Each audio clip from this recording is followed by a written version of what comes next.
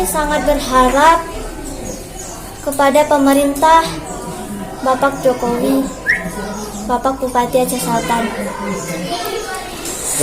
agar dapat membangun sekolah kami ini lagi, Pak, menjadi sekolah yang lebih baik.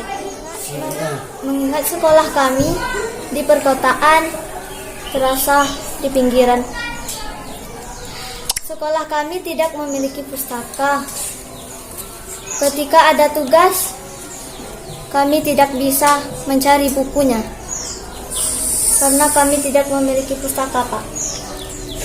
Saya berharap pemerintah bisa menyumbangkan untuk sekolah kami ini. Kami butuh pendidikan, Pak. Butuh pendidikan, sangat berguna, Pak. Agar kami bisa menggapai cita-cita, Pak.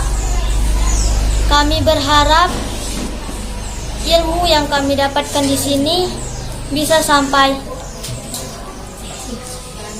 di hidup kami, Pak.